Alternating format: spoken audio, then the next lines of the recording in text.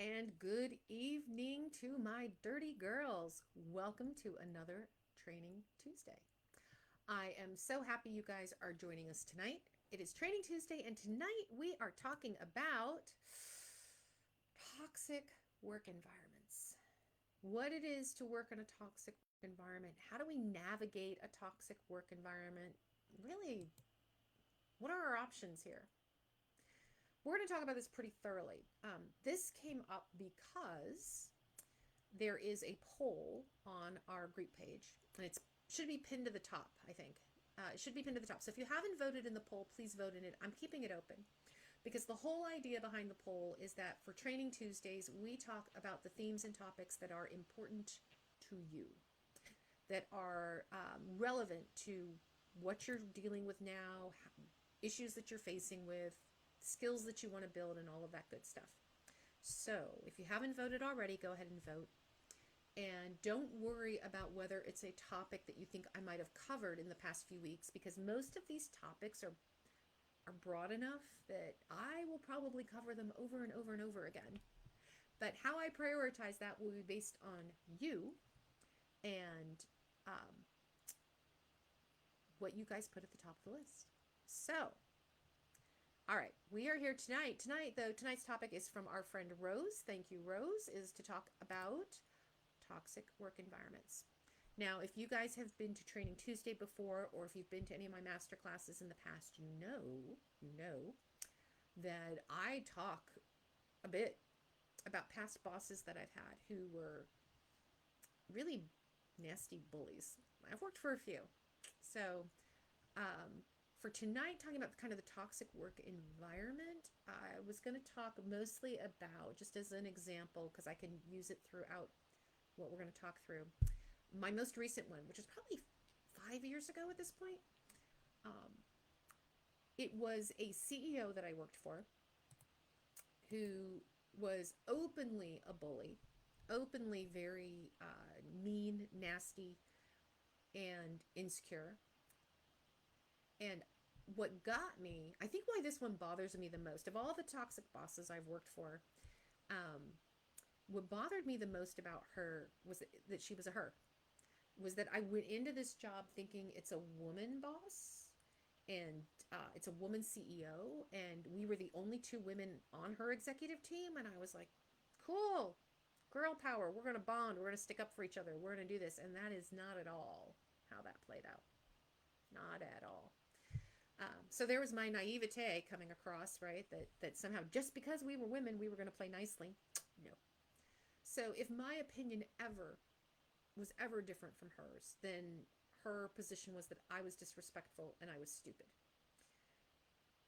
She would not hesitate to publicly, like in meetings, um, she would just say nasty things, say things like, "I'm the CEO, so you need to do what I tell you," which I honestly thought nobody in the modern age actually says, but she would say that. One of the hardest parts about this was the validation, because the entire rest of the executive team would acknowledge that she picked on me, that she did it in meetings. And I know this because whenever we'd walk out of a meeting or get off the phone, suddenly my phone is buzzing from text messages. Literally, a few of them would call me at night when I was at home to say, "Hey, we think you're doing a great job. You hang in there." But does anybody stand up to her or stand up for me in the meeting? Nope. Nope. So I get the validation, but I don't get the support. The people that she was accountable to also did nothing. So I did, and this is one of the things we'll talk about in a few minutes. Everything that I'm going to talk through tonight about what our options are when we're navigating a toxic work environment, I've done them all. I have literally done them all. So happy to share that with you. Um, but in one of them, and in this case, I went to the private equity firm, the investment firm that brought me in and said, "Hey, we want you to work for this company of ours, and we want you to run marketing." Fabulous. They brought me in, they brought her in, and I went to them and said, "Hey, she's pretty terrible, and you guys signed me up for this job, but I can't work in these conditions." And their response was, "Other executives have complained about her as well." And I went, okay, this is good because it's not just me. I'm feeling validated. What are we doing about it? And their response was, you hang in there. We're working on it. Hang in there, by the way, is never a good response. If you're getting a hang in there, I put very little stock that anything is getting done. And so I was on this job for 90 days. 90 days, and then I was job hunting again. And I want to speak specifically to Rose. Hey there, Rose. I want to speak specifically, Rose, to you mentioned the kind of the financial aspect, and we will talk about that. Because for me, with this role, I picked up my entire life and moved it across the country for this job. So there was most definitively, there was a financial impact, there was an emotional impact, there was a family impact to my accepting this role that I thought was going to be this amazing role working for a strong female leader.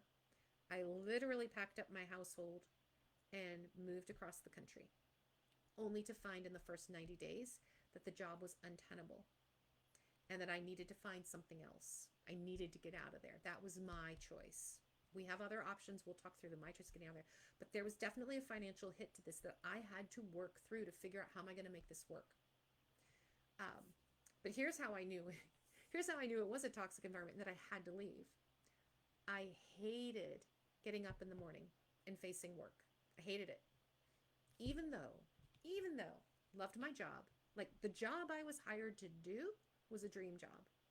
The team that worked for me, amazing people. Most of my other coworkers, also great to work with.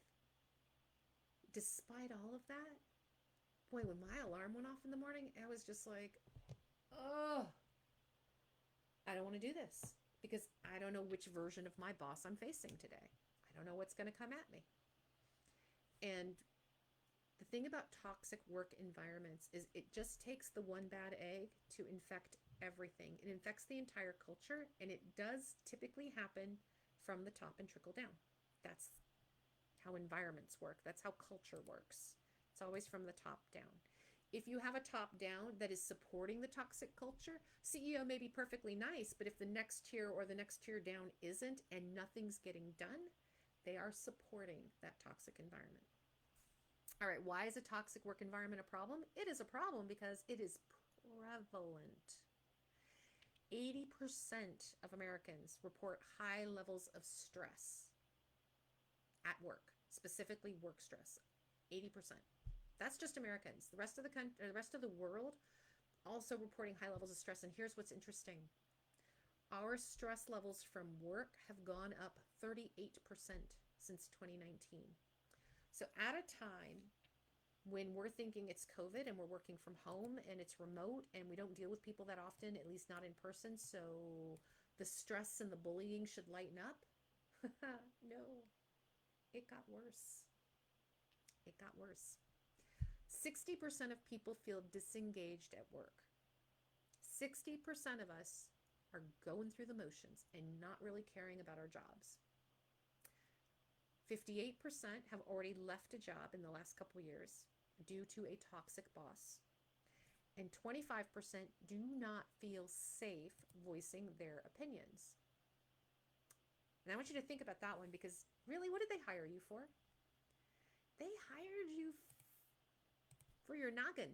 They hired you for your experience, for your brain, for your expertise, for your skills.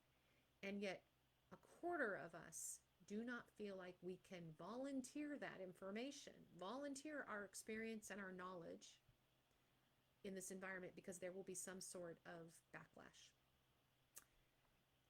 57% of us feel stressed and exhausted, and we bring that home.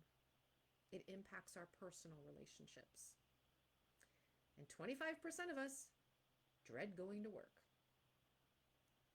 That's a lot of us, by the way. That's a lot of people in the workforce. So I want you to think about those stats, and I want you to think about what does this mean for me, and what does this mean for the kind of life that I want to live, for the kind of career I want to have. Okay, so for those of you just joining us, and for those of you who don't know me, my name is Natalie Hahn, and I am your coach. I'm CEO of Dirty Girls Consulting. You are here in Accelerating Leadership for Professional Women, and tonight is Training Tuesday, so we are here Tuesday nights for 30, 40 minutes to talk about a training topic of your choice, as I mentioned in the very beginning. And tonight is the toxic workplace. So if you're here with us, I would love for you to say hi in the chat, say where you're from, and engage. Talk to me. Because right now I'm talking to myself and I'm talking to Rose, which is fabulous. Thank you, Rose. And yes, the Great Resignation is still increasing. It's still happening. It is an incredibly competitive market out there right now for employers to find quality people. So if you are living in this toxic work environment, one of your options is to find a new place, and we will talk about that. So hello, Valerie. It's good to see you. Hi, Jill. I'm so glad you're here. What I'm going to ask you guys to do as I go through this, obviously, is to talk to me, but also talk to each other. Share your stories. Given the statistics, I'm pretty sure all of us at some point in our career have worked for a really crappy boss or a really poorly managed environment that has impacted us in some way. So I'm going to talk through some of the signs of a toxic work environment. I would love to hear if any of these are, hopefully not all of them, but if any of them at any rate are familiar to you, whether you're in that environment today or it's one you've been in the past. Stress-related health situation, Valerie, I'm really sorry to hear that. And that is definitely one of the effects of working in a really toxic environment, working for people who are toxic. And I actually talk about it in a minute, but it impacts us physically in a lot of different ways too. It can show up. And hello, Debbie from Scottsdale. I just came back from Scottsdale like a week and a half ago. It's beautiful out there. All right, signs of a toxic work environment. Let me know which ones of these are your environment or an environment you've had experience with. Number one, and I've talked about this in other trainings, bullying. When there's bullying going on, you have a toxic work environment. Any work environment that supports a bully in it, a bully as part of the team somewhere, it's toxic because it affects everybody. Two, low morale. And low morale can often translates, I should say, to a lot of gossiping. Sometimes it's that nasty backbiting gossiping that like makes drama happen. Most of the time when it's low morale, it's that low energy gossiping where everybody's just like, oh, this place sucks. And then all they do is complain about the things they can't do or the things they don't like or the people they don't like. Third would be no transparency from leadership. Either your goals aren't clear or how you attain the goals aren't clear or they move around. But there's no transparency around what are we actually doing here? What's leadership doing and how are they supporting us? Not enough support to do the work is another, right? Not enough support to get things done, which leads to burnout, right? You're wearing 3 different hats. They're not hiring new team members. They're not backfilling people who are leaving. And you feel like you have to carry everything. Lack of accountability. So, and that's a little bit tied to the lack of transparency from leadership. It leaves the door open for us not to be accountable for anything because we can't see what's going on anyway. And so we don't take responsibility for either what we're supposed to get done or what we owe another team, or there's a lot of finger pointing going on between teams. If you're in an environment where your career path isn't clear, there's a lack of career growth, of opportunities, that can be a sign of a toxic, I can say that, sign of a toxic environment. And it is so much worse if you are a woman of color. If you are a woman of color, you are, I think, and I should have written this down, but I think it's like you're 60% more likely to not have clear career paths open for you, clear advancement open to you in a toxic environment. Abundant office drama. There's a lot of politicking going on. There's a lot of maneuvering and manipulation going on. All of these are signs of excess forms of energy coming into an environment and creating one that is unhealthy. So Jill, yeah, I think a lot of work environments do have a bully tucked in somewhere or another. The lower level the bully is, honestly, the easier it is to mask it because it becomes less of a mass problem. They consider it an isolated problem, but the fact that it gets tolerated is still not acceptable. But certainly the higher up the food chain it goes, the more you have an overall culture. Even if it's just at the place that I was, the CEO was the only bully. She was the only bully I dealt with in that entire organization. And there were several thousand people in that organization. She was the only one. But it colored everything and everyone. We were all walking on eggshells around her. It impacted the way that we did our jobs. It impacted the way that we worked with each other, as well as how well we could do our jobs. So it has a massive impact. So Valerie, I hear what you're saying, that you love your boss, but there's a broader situation. I get it.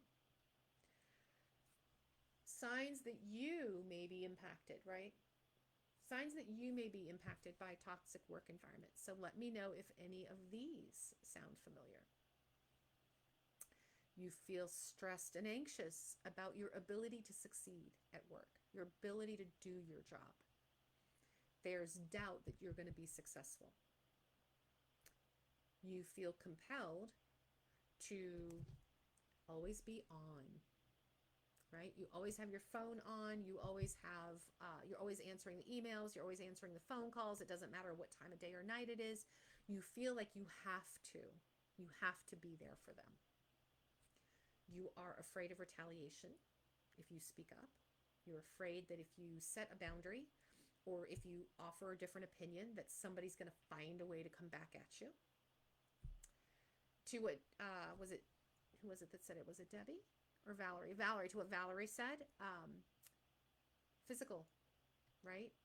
You get migraines, you get ulcers, nausea, diverticulitis, other physical symptoms that are not you actually carrying a virus. It's not coronavirus. It's not the flu. It's not a cold. You literally, your body is physically reacting and manifesting your stress. The other thing I think that you should pay attention to is when your loved ones, when your friends, when your family, when your partners tell you, when they tell you your work environment is toxic, you should listen. One of the first bad environments that I worked in, one of the first toxic environments I worked in, I hadn't thought about it. I was grinding so hard to get through the day, to get things done. And part of my mindset was, this is how I had to play in the big leagues. This is what I had to do to be successful in a bigger environment, in a much more corporate organization, in a much more male-dominated organization. And my kids at that point were middle school aged, so they were a little bit younger. And they were the ones who said to me, you are unhappy when you come home every day. You need to find a new job. When your kids start telling you that you need to find a new job, you should listen. Because when our loved ones are observing us and they're able to step back outside of the drama swirl that we've been pulled into, they're seeing things more clearly than we are. And we are making all the excuses in the world, and we're going to talk about that. What do you do? What do you do when you feel stuck? When you feel trapped in this environment, what do you do? Right? This is a stress reaction. What are your stress reactions? I'd love to hear that in the chat. I'm going to tell you mine, and I'll tell you what some of the other fallouts are. But what is your stress reaction? So, Rose, I want to catch up with what you said here. People left. Morale is low. No. Oh, you got the whole list. You got the whole list of the toxic environment. Yeah, including the fact that they add to your stress by giving you all the jobs to do and then actually expecting them to be done and for them to be all done well. When there's a mass people job hunting, that definitely affects morale. Yeah, I'm sorry about that, Rose. That absolutely stinks. Valerie, stress finders, other weaknesses in your body. Yep.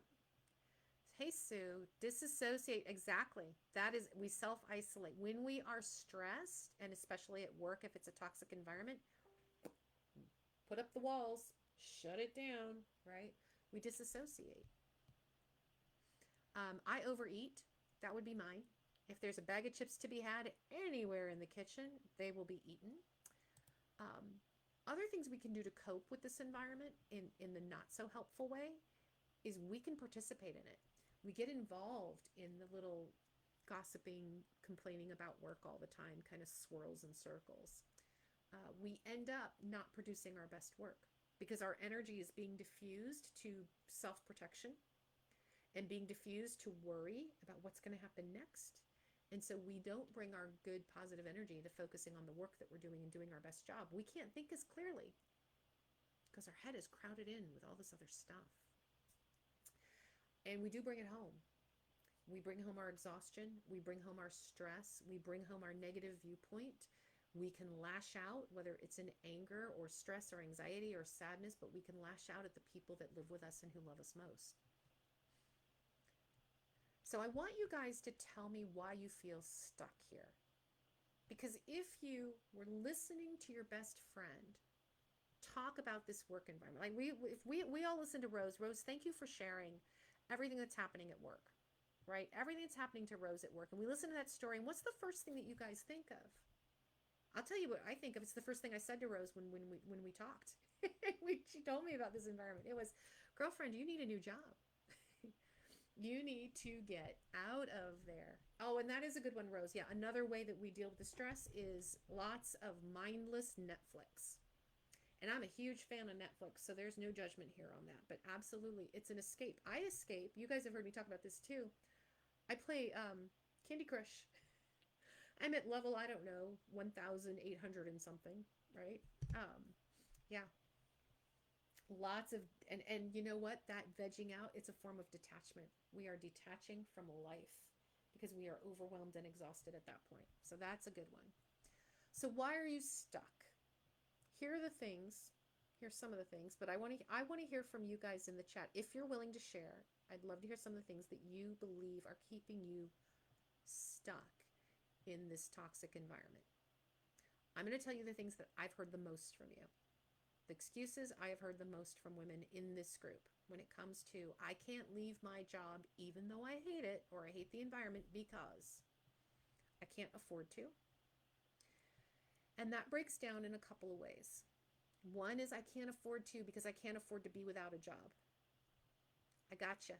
I completely understand that. So that's not one of the options we're talking about, because if you can afford to quit your toxic job today and take off 6 months to regroup your mental health and go find a new job, then I don't even want you to finish watching this video. I want you to just go do that. Just go do it. But if you're like most of us and you need your paycheck to pay your mortgage and buy groceries and pay the electric bill and your Netflix bill and all that stuff, then we need to talk about the strategies that keep you employed. So number one is I can't afford to leave my job, meaning I can't afford to be without a job. So I need to have a job.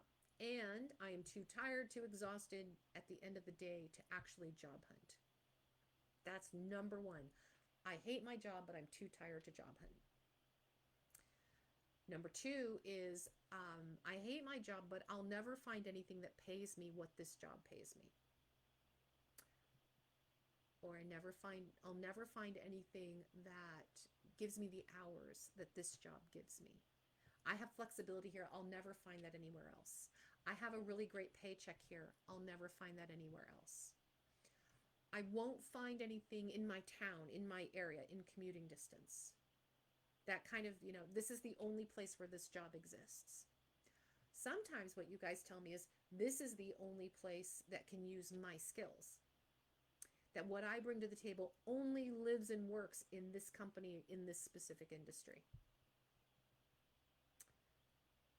Sometimes what you tell me is, well, they promised me a promotion next quarter. They promised me a raise after the new year. They promised me that things were going to change and they were going to hire more people. What they told you was, hang in there. Hang in there.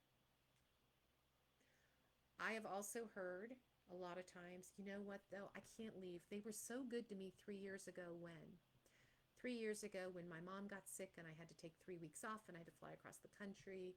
2 years ago when my dog died and they sent me flowers and they let me take 3 days of bereavement leave, right? They were good to me back then. And the other most common one I hear is, I can't leave my team. I can't leave my coworkers. I can't leave them hanging in a lurch. What would that say about me if I just left them there to crumble and die? That's what we're saying. Right? They'll fall apart without me.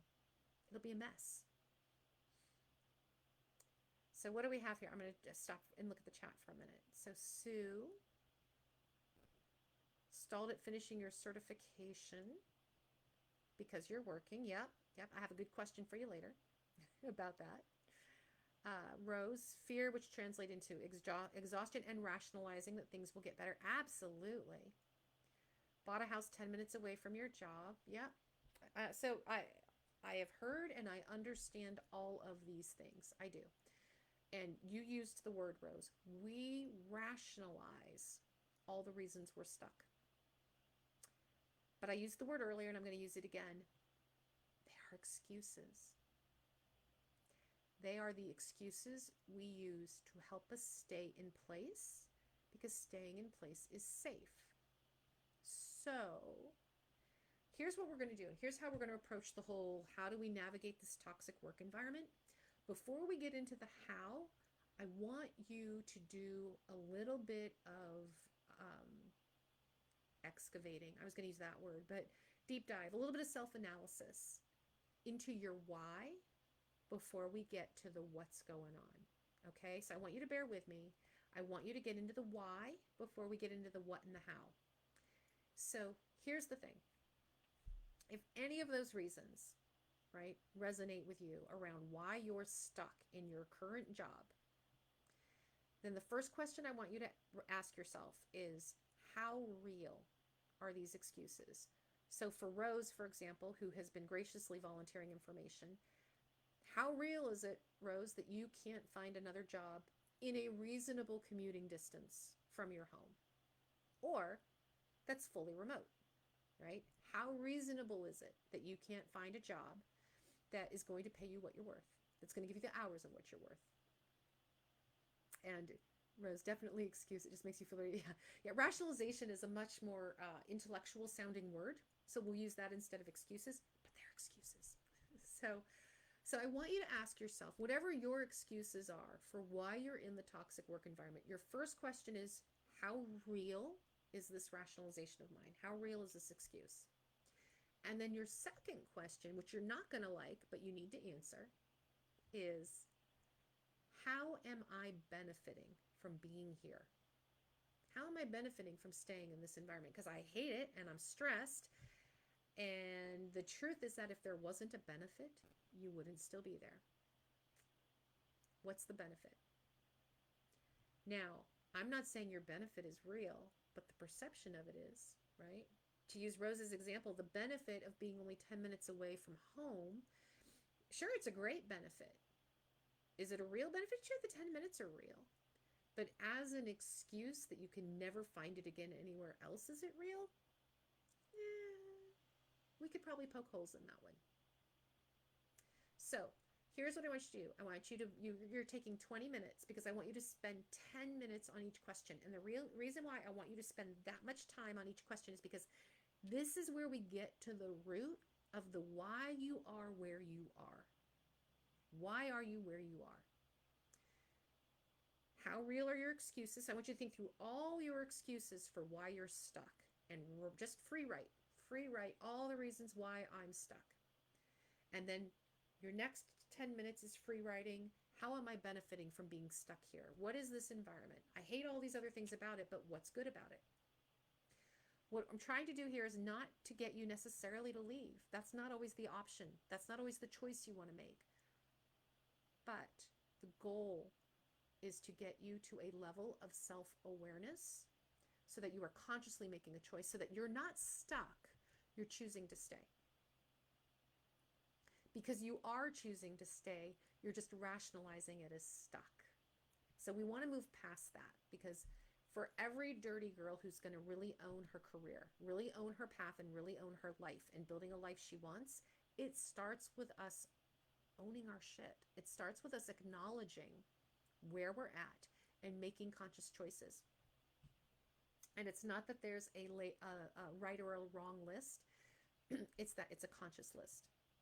So you're going to free write for 10 minutes on each one of those questions, okay? We're getting to the thing behind the thing, right? The reason behind the why you're there and why you're holding on to the limiting belief that you're stuck. Now, there's more free write to do before we get to the action steps. The next question I want you to answer for yourself, and this could just be a 2 to 3 minute free write, right? This is 4 or 5 sentences. Details, though, details. What is the job and the work environment that you do want? What is your ideal work environment, your ideal job? Hey, Miss Jackie, it's good to see you here. Excellent to see you here. And yes, pros and cons list always help. And that's part of the free write, right? Is we get everything out there so that we can see what it is that's blocking up our head. I do not want you to describe your job and your favorite work, your best case work environment at all with the word realistic in mind, because we are not talking about realistic. We are talking about, what do you want? So if you want a job where every day you get in a canoe with your dog and you canoe over to a private island where your job all day is to pick up coconuts, write it down. I want you to describe what it feels like.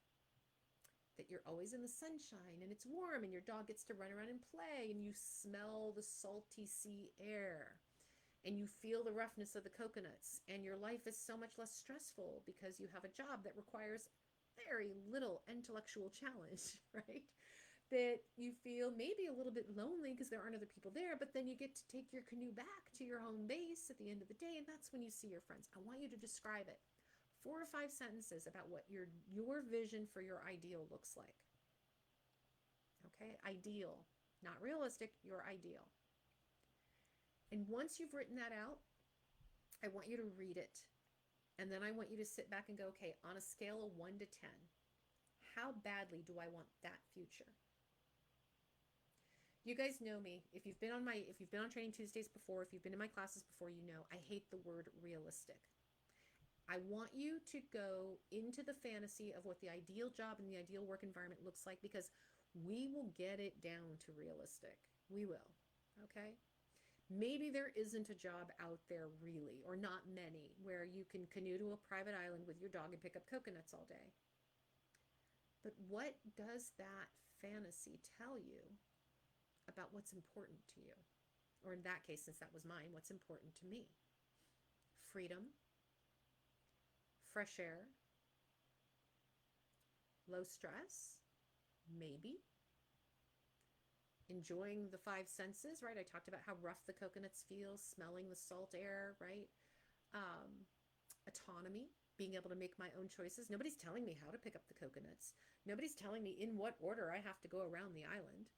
Companionship, I have my dog with me, right? We could start breaking down that unrealistic fantasy yours into the very real values that are important to you, that are going to define that work environment. On a scale of 1 to 10, you have to give it a number. How badly do you want it? How badly do you want that new job, that new environment, that new future?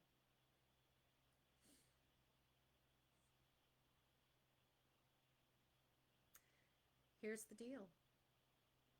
If you aren't at least a 9 or a 10 in wanting that new future, you're not going to do it. You're not going to do anything about it. You have to be at least a 9 or a 10. Now, if you're not at a 9 or a 10, and let's say you're at a 7 or an 8, or even a 6, 6 is kind of low though. But if you're at a 7 or 8, then it's okay, what will it take to close the gap between 8 and 9? What will it take to get you to move that up a number? Because that gap is the benefit. That gap is the benefit of staying where you are now versus where you really want to be. I work for a micromanager. That's why I'm at a 7. I really want to be autonomous and have independence in how I do my job. That's what would get me to a 9. Now I know the gap. It's about freedom. It's about independence. It's about trust, somebody trusting me to do my job, right? We can dig into that. We can understand a little bit more what's motivating us. But if you are not a 9 or a 10, you are not taking any action at all. I want to make sure you guys are clear on that. And that's why it's important for you to clear your mind, do the free write to kind of clear out your brain of all the gunk that's clogging it up, because you've got this work environment drama that's hazing up your brain, and then get some clarity. Now, I have 3 groupings of actions that you can take, understanding that we're navigating a toxic work environment. And the first one is that you stay. The first one is that you stay and you tolerate the environment. So like I'm looking at what Valerie wrote. So Valerie shared that she's broken her legs, and I'm sorry about that. That sounds painful and a little bit traumatic. So within 2 years, you've broken both legs. So health insurance as you recover. Very practical, tangible reason, right? Good news is that I hope the good news, Valerie, is that your legs heal. And when they do, you have a little more freedom about what you're going to do. So you can still plan, right? You can still figure out what am I going to do next and where do I want to be. When we are in a toxic work environment and we are making the choice to stay and to tolerate it, and we're making it a conscious choice, there's a few things that you're going to want to do to make this easier on you. And one is you've got to change your perspective. Change your perspective on the job. Why are you there? If you are, like Valerie is there for the insurance. I am here for the insurance. That's the priority. Keep the insurance. Which means, guess what? All the other BS going on at work doesn't matter as long as Valerie has her insurance. So we have to reframe our brain around why we're there. It's not about our self-worth. It's not about doing a stellar job. It's not about the career path. Right now, Valerie's trying to get her health back, and they offer insurance that's going to help her do that.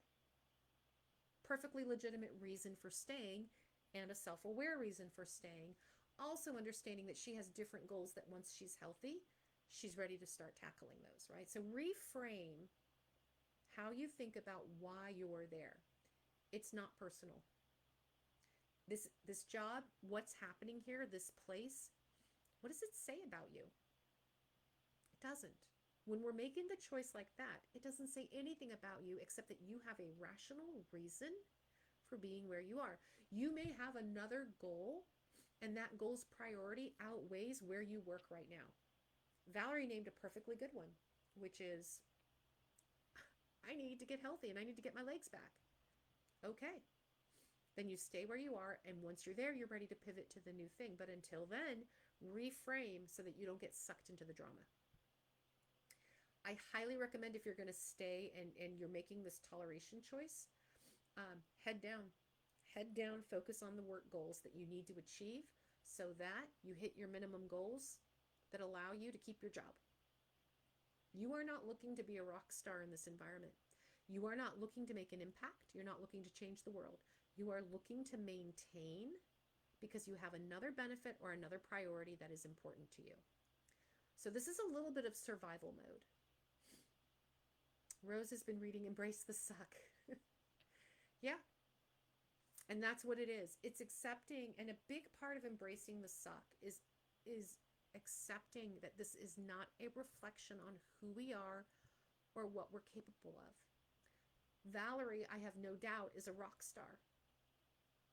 That she's choosing not to be a rock star in this moment has everything to do with her health and nothing to do with her career path. Or maybe you are, Valerie, maybe you are being a rock star, right? But the priority still in tolerating the rest of that environment is health.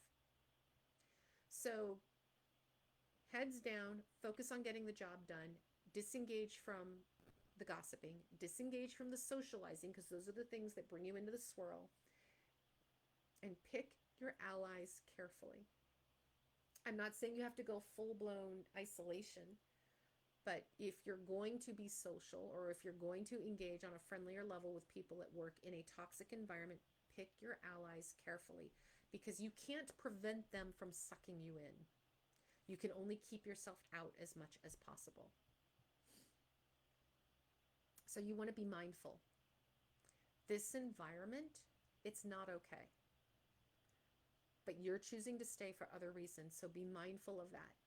And be kind. Because not everybody can navigate the waters the way that you will. Not everybody has a high level of self-awareness. They're just being reactive. And as Rose mentioned earlier, we are reactive with fear. It doesn't bring out the best in us. If you're going to stay, you need to be aware of the bad habits so that you don't get sucked into those, so that you don't start adopting those. Because one of the ways that we survive is by adopting the behaviors of our bullies. adopting the behaviors of the people who are mean to us, because it's a survival technique. For you to be able to eventually move out of this toxic environment, you do not want to adopt those behaviors. And remember that you can't control the behavior of others. Their actions towards you, being a bully, being disrespectful, the gossiping, it's not a reflection of you or your good behavior. There's nothing you're going to be able to do to prevent that from happening. So that's if you stay and your choice is, I'm staying and I'm tolerating this. I have something else going on, or Rose in the job hunt, right? I need to stay here and keep this job until I can find the next one. It is about a certain level of disengagement. You focus on your goals, your priorities, your bare minimums. And then you get yourself up to that 9 or 10 level of energy to do the job hunt or to plan your next move. Now, another option is to stay and to try to change things, to stay and try to influence this toxic environment. Maybe you love the industry you're in. Maybe you love the majority of people and the things that you're doing and the kind of impact you can make, and you're seeing that there's 1 or 2 bad eggs or 1 or 2 negative influences that you think, if we could just shift this company could be amazing.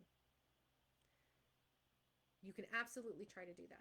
You can try to do it just for yourself. I just want my team to be better. If I could just make a few things on my team shift to make me happy, this job would be amazing for me. The hell with the rest of the company. It doesn't matter, right? Whatever your perspective is, when you're looking to stay and change things, I want you to keep in mind, if you make this choice, if you make this conscious choice, it is really difficult. And I'm not saying don't do it, and I'm not saying you can't do it. It's always possible. It is always possible. But it's a lot of work. It is a lot of extra energy that has nothing to do with your job. So if you're a 9 or 10 on, I want to change, but I want to change this environment, and you have to be at a 10 to want to do this. Because the first action you're going to take is to pinpoint, where's the toxicity coming from? Where is the point of toxicity coming from? Is it coming from a peer? Is it coming from my boss? Is it coming from the CEO? And then you have options of talking to the offending party or the offending parties, if it's a team, about the changes you want to make. And if you're going to have a direct conversation with anyone, you're going to document it. Which means, let's just say it's a peer who you feel is on your team and is very negative, and if we could shift their mindset a little bit, the rest of this project would be amazing and go so much easier. So you might have a direct conversation with that peer about their attitude, their mindset, about things you'd like to change. I want you to document it. You follow up that, no matter how that person reacts, you follow it up with, hey, thanks for listening. I really appreciate your time. Just to be clear that we're on the same page, here's what we discussed. You want the documentation. You could talk to that person directly. You could talk to their boss. You're also going to document that conversation, by the way. So you could go above them and say, hey, there's someone on the team here I'm trying to work with. This would be amazing, but there's this bit of negativity. There's this attitude. There's this behavior. It's getting in our way. Can you help me fix it? So you could enlist an ally to help you work on the problem. And again, document it. You want these things written down. Anytime we're trying to shift a culture and adjust a negative behavior, we want to write it down. You could talk to HR and again, document it. Some companies have an ombudsman. Now, an ombudsman is supposed to be very neutral. They're almost a little bit outside the company. And their job is to help make sure that things are moving smoothly throughout the company, specifically with the executive team and the rest of the company. So that would be an option. Also document it. You could do what I did. I not only went to HR in that company, in that first example I gave you, I did go to HR. I also went to the investment firm that brought in this entire executive team that I was part of and talked to them. And I documented it. Okay? If it's a group or a team problem, you could look for new opportunities inside the company. You love the company, you love the mission, you love the work, but maybe this team is not the right fit and you don't see that dynamic changing. So maybe you find an opportunity inside the company, but on a different team. I just want you to remember that toxic culture overall is an issue.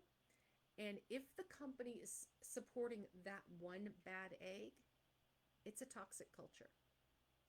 If the company isn't doing something about this one piece, then they're supporting it. So that's why I say choose this with awareness and love and patience. And I just warn you to do it with a whole lot of caution. And your third option, and I know we're running very late tonight, I apologize, there was a lot here. Third option is you leave. The third option is truly the only way out of a toxic situation, and that is that you leave. That is an exit. Make an exit plan. So here's your exit strategy. I'm going to go through this quickly, but exit strategy, it's very simple. You give yourself 20 minutes, time it.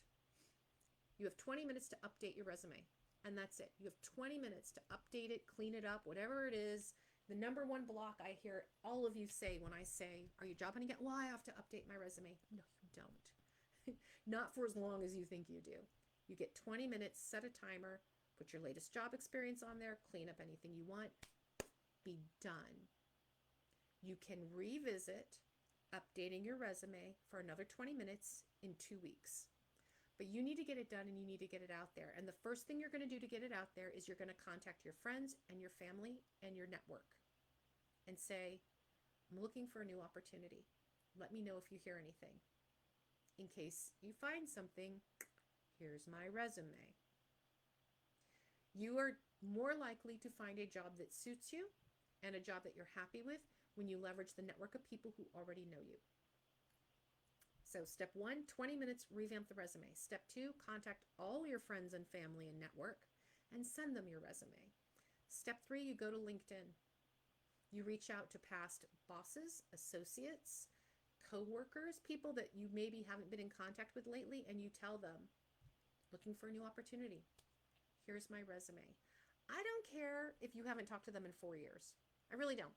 I've had people I haven't talked to in 10 years send me LinkedIn notices saying, hey, it's been a minute. Yes, it has. It's been 10 years. It's been a minute. But here's where I'm at. Here's what I'm looking for. Can you help me out? And you know what? If they were a good egg 10 years ago, I'm pretty sure they're a good egg now. I'm going to help them out. And they will help you. So you go to LinkedIn, you can do 2 strategies. One, you can do the passive, send a message, send your resume, tell them it's been a hot minute, and do the follow-up that way. What I would recommend for the people who might truly have opportunities, former bosses, coworkers who might truly have opportunities that appeal to you, is you shoot them a LinkedIn note and saying, hey, it's been a minute. I'd love to have a 15-minute coffee date with you. Got time to catch up. And actually ask them genuinely, how you doing? What's been going on for the last 5 years? Yeah, I set this up because I'm looking for a new opportunity, but I really wanted to hear how you were doing too. And reestablish some connections. 15-minute coffee date, that's all it takes. Next, so that's, let's see, that's step 1, 2, 1, resume, 2, friends and family, 3, LinkedIn, reach out, 4, job hunt. Go to LinkedIn Jobs, go to Indeed, go to whatever job sites you do. You commit on a regular basis, regular day, regular time. So 3 days a week for 30 minutes, you're going to job hunt. Or maybe you're going to do it every day. Or maybe you're going to do it 2 days a week. Or maybe you're going to do it only on Saturdays, but you're doing it for a solid block of 2 hours. But you're going to job hunt. You're going to schedule it. And you're going to apply for jobs that appeal to you, where you meet at least 30% of the criteria. If you meet 30% of the criteria, apply to the damn job. Because that is a strategy that men do that women do not. We look at the job listing, and if we don't meet all the criteria, we think, I'm lacking, I don't qualify, and we don't apply. Men use the metric of 25 to 30%. So if they've got 10 things listed, they're like, I can do 2 or 3 of those. They apply. And guess what? They get the job. Because job postings are often like dating profiles. Like, it's all the best stuff we throw out there of, yeah, I'm a hiker. I love the outdoors. Now, I've never been camping in my life, but I do love the outdoors. But I like going for walks where there's no bugs, right? I mean, we put out there in a job description, just like we do in our dating profile, our best face and our wish list. I want tall, dark, handsome, wealthy, owns a private island, loves cats, right? Same thing with the job. I want a marketing manager who does SEO and PR and builds websites and does graphic design and understands marketing communications and can write a press release and tap dances too. It's a laundry list. If you qualify for 30% of the qualifications and the job looks interesting to you, apply for it, and that's in order. You're going to create 1 or 2 cover letters, 1 or 2 that you can easily just change a couple of keywords, and it's customized for that role. You're not going to spend a ton of time writing 6-hour cover letters. Trust me, we read a good cover letter, we do not dwell on them, okay? You want highlights that you want to pull out of your resume or accentuate your resume in a cover letter, and you're just going to tweak key components for that job. But if you're writing 6 cover letters and you're spending 2 hours writing them, you are wasting time. And you're treating this like a side job. That's why you're going to give it a set amount of time, a set number of days a week to do. I have a 15-hour-a-week job. It's called Indeed. And I do it Tuesdays and Thursdays and Saturday mornings. That's how you're going to treat that. Every interview is practice. You're looking at every interview as practice, and you are interviewing them as much as they are interviewing you. It's a two-way street. You are not going to leap from one toxic environment into another. I mean, you can. I've done it. I've absolutely done that. I thought it couldn't get worse, and I was wrong. It got worse. So, if you are more careful about interviewing, if you are more careful about interviewing them, you can avoid that. Okay. Sorry, I know we went almost an hour tonight, and I threw a lot at you guys. I should have broken this up into 2 different trainings. I am sorry we went long, but I hope you guys found this useful. I hope you're thinking through and understanding that we have to get to the mindset before we get to the tactics of how you navigate the toxic work environment, because that stuck factor is what's actually holding you back in the toxic environment. It's not a bad boss. It's not crappy hours.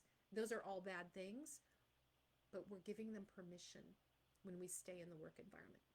So if you're still feeling stuck and you want to work through it, if you want to work through some of the tips I talked to you about how you move forward, I invite you to do the Dirty Girl Mini Dig. So as those of you know, I offer a free 15-minute coaching call. You just drop the word dig in the comments, and I will follow up with you in the next day or so, and we'll get that scheduled. It's a coaching conversation. So it's 15 minutes where I'm going to focus on you and where you're stuck or what your goals are. But our mission in that time together is to get you moving one step closer to your goal, to get you to an action step that gets you unstuck and closer to either better navigating your toxic environment or getting out of your toxic environment, or improving your job hunt and building up your confidence so that you make the steps that you need to make in order to build out both the career and the life that you want to build. So thank you for joining me tonight. Thank you for sticking with me for as long as we did. Drop the word dig in the comments, and I will reach out to you about scheduling that one-on-one conversation. It's just a free coaching call. It's a great way for me to get to know you and you to get to know me, and we will move forward from there. And Rose, this one was for you, so I do hope you found it helpful. Thank you for that note. But I know that there are a ton of women in this community who are in a similar situation, struggling with nastiness at work, feeling trapped that we have to somehow be here or make it work. And we can make it work, but we're just going to make it work for you. All right. Have a great night, ladies. Thank you for joining me for Training Tuesday, and I will see you next week.